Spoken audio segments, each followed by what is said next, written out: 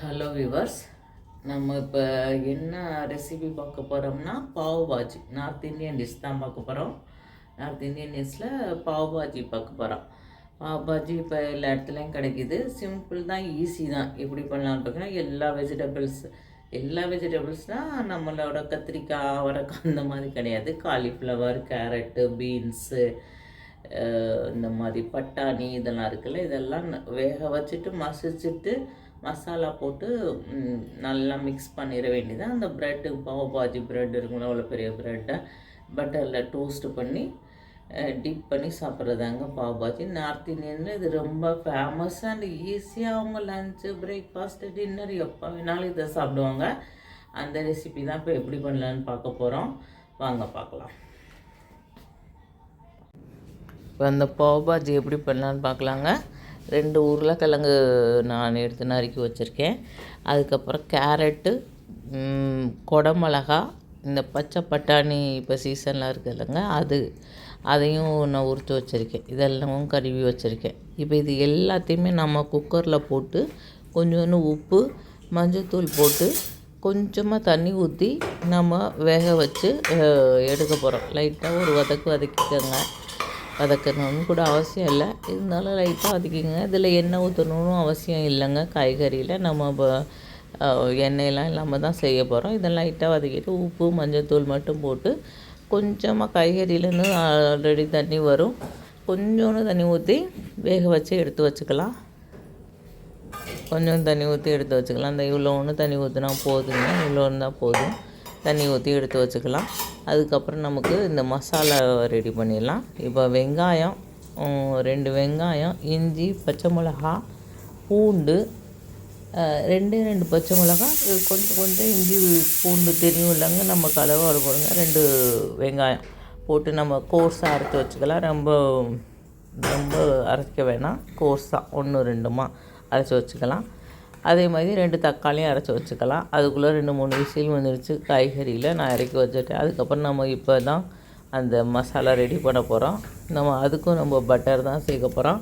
தேவைப்பட்டால் நீங்கள் எண்ணெய் ஊற்றிக்கலாம். நான் என்கிட்ட பட்டருக்கு நான் பட்டர் போட்டுக்கிறேன். இதில் ஜீரகம் மட்டும்தான் நம்ம தாளிக்க போகிறோம்.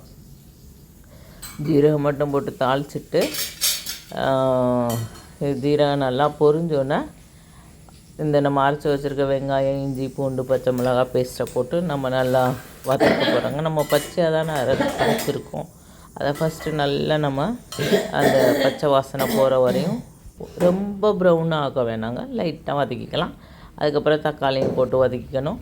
அதுக்குள்ளே இதை மேஷர் வச்சு நல்லா மேஷ் பண்ணி வச்சுக்கணும். இந்த சப்ஜிகளை தக்காளியும் போட்டு வதக்கிட்டு இதையும் நம்ம சூடோடையே நம்ம மேஷ் பண்ணிட்டோம்னா மேஷ் ஆகிடும்.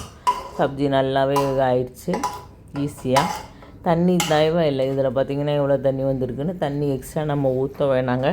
ஒரு வேளை தண்ணி இல்லாமல் இருந்துச்சுன்னா தண்ணி அப்புறமா ஆட் பண்ணிக்கலாம். இப்போதைக்கு தேவையில்லை. இது பச்சை வாசனை வர வரையும் நம்ம வதக்கியாச்சு. இப்போ காய்கறியில் நம்ம சேர்க்குறோம். காய்கறியில் சேர்த்துட்டு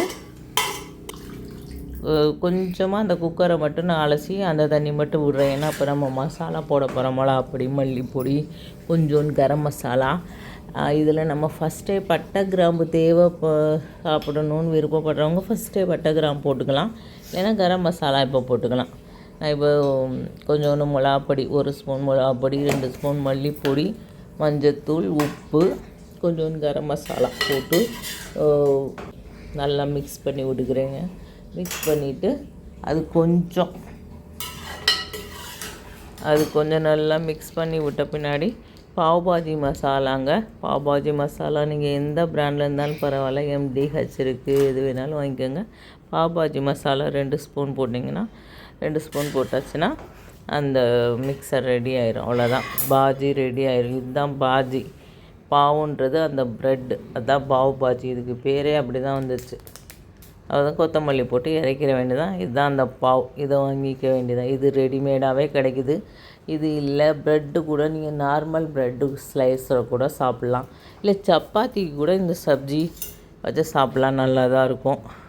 நார்மல் ப்ரெட்டு இல்லைன்னா அந்த பாவ் பாஜின்ற மீன்ஸ் அந்த பாவ் தாங்க. அதை வாங்கிட்டு அதை நல்லா அது 2ஆக கட் பண்ணிக்கோங்க. அது ரொம்ப பெருசாக இருக்கும். அவ்வளோ பெருசில் நமக்கு டிப் பண்ணி சாப்பிட முடியாது.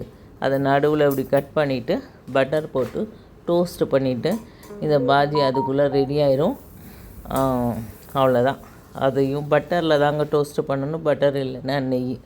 அவ்வளோதான். அந்த தட்டில் வச்சுட்டு இந்த பாஜியை எடுத்து வச்சுட்டு கொஞ்சோண்டு ஆனியனை மேலே டெக்கரேஷன் போட்டுட்டு கொத்தமல்லி போட்டுட்டு ஒரு லெமன் ஸ்லைஸ் வச்சுட்டு சாப்பிட்டோம்னா பாவ் பாஜி ரெடி ஆயிரும். இந்த பிள்ளைங்கள்லாம் வீட்டில் இருக்குதுங்க, டிஃப்ரெண்ட்டாக ஏதாவது பண்ணி கொடுன்னு கேட்குங்க. கண்டிப்பாக இந்த மாதிரி ஒரு நாள் ட்ரை பண்ணுங்கள். என்னோடய சேனல் பிடிச்சிருந்தால் லைக் பண்ணுங்கள், ஷேர் பண்ணுங்கள், சப்ஸ்கிரைப் பண்ணுங்கங்க.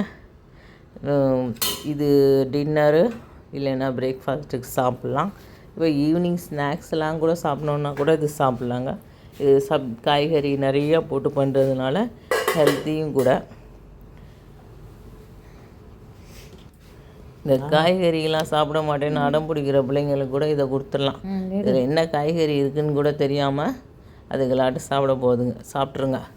இந்த இப்போ என் பொண்ணு தான் சாப்பிட போகிறா. நான் என் பொண்ணு வீட்டில் இருந்தால் அவளுக்கு தான் கொடுக்குறேன். இது நாங்கள் லஞ்சில் தான் பண்ணி சாப்பிட்றோங்க. ஃபஸ்ட்டு உன் ஃபேஸ் வந்துருச்சு. என்னோடய சேனல் பிடிச்சிருந்தா லைக் பண்ணுங்கள், ஷேர் பண்ணுங்கள், சப்ஸ்கிரைப் பண்ணுங்க. ஓகேங்க, பாய்ங்க. ட்ரை பண்ணுங்கள், ஈஸி தான். எல்லா காய்கறியும் நறுக்குங்க, வேக வைங்க, இந்த மசாலாவை போடுங்க, இந்த ப்ரெட்டை வாங்க, டோஸ்ட்டு பண்ணுங்கள், டிப் பண்ணி சாப்பிடுங்க. ஓகே, பாய்.